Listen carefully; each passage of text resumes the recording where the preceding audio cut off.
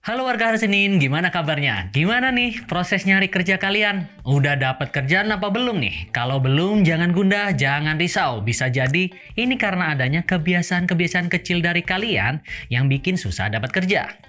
Di video kali ini, aku bakal membahas 5 kebiasaan buruk yang bikin kamu susah dapat kerja. Kira-kira apa aja ya?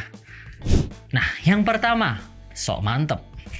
Kenapa sih sok mantep? Ya karena kalian cuma lihat kerjaan dari satu sisi doang gitu ya. Gaji kecil, kantornya di Bekasi. Apalagi tuh kantor nggak estetik, nggak bisa buat pamer IG story, sama nggak FYP jenik. Akhirnya apa? Ya jadi deh kalian suka milih-milih gitu ya sama kerjaan. Dan malah lupa apakah sama dengan value kalian. Apakah udah cukup buat dapetin kerjaan bagus? Coba deh, lihat dari sisi lainnya. Hargai coba prosesnya. Misalnya nih, gaji kecil, tapi bisa belajar banyak hal. Nah, atau kantor di Bekasi mungkin bisa jadi kesempatan buat belajar sabar karena macet atau harus bangun pagi-pagi. Yang instan biasanya nggak tahan lama. Yang kedua nih, mental pengemis. Nah ini nih, ada yang pengen kerja tapi caranya nggak maksimal, nggak serius gitu. Cuma ngandelin loker dari temen atau ngemis minta saudara buat masukin kalian ke kantornya alias jalur ordal. Coba deh, lihat di Jobstreet atau LinkedIn. Di situ banyak banget lowongan dan deskripsi kerjaan yang bisa bikin mata kalian melek. Tiap minggu atau bulan itu pasti banyak lowongan baru yang nongol. Jangan cuma ngandelin orang lain aja, explore sana-sini nih, biar peluang dapat kerja makin besar. Apply-nya juga jangan ngasal ya.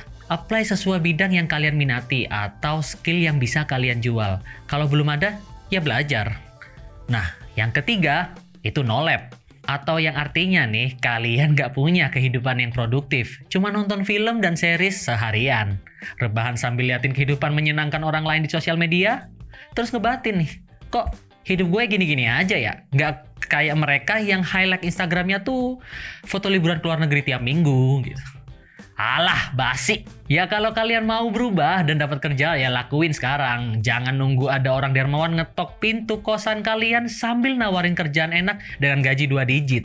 Kalian pikir orang-orang kaya dan sukses kayak Elon Musk atau Raffi Ahmad tuh legasinya dibangun dari kerebahan doang? Enggak lah, mereka berdarah-darah tuh buat bisa ke puncak karir mereka.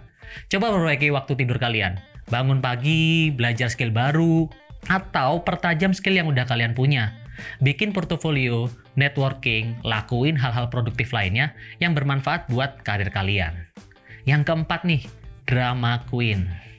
Baru ditolak kerja beberapa kali, udah ngerasa jadi orang paling gagal nih di dunia.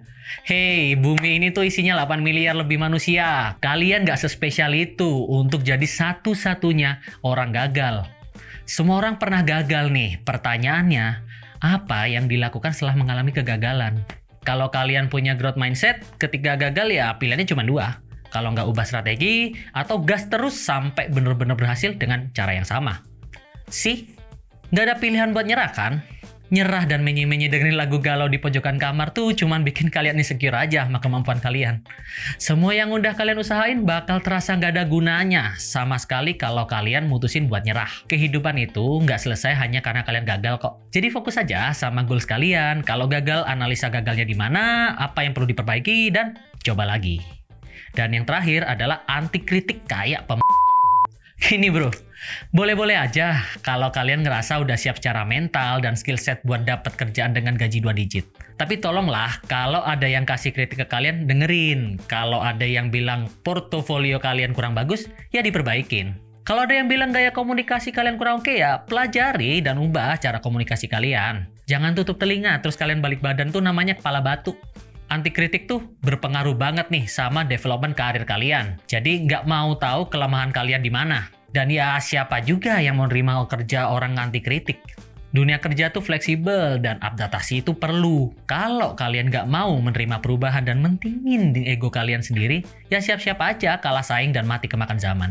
So, buat kalian yang masih berjuang dalam pencarian kerja, jangan lupa untuk menghindari 5 kebiasaan buruk tadi. Dengan berusaha keras, terus belajar, dan memiliki mindset yang positif, kalian pasti akan mendapatkan pekerjaan yang kalian mau. Kalau kamu suka video ini, jangan lupa like, and comment, dan subscribe untuk dapetin tips-tips karir lainnya. Semangat terus untuk jadi yang kamu mau. Sampai jumpa!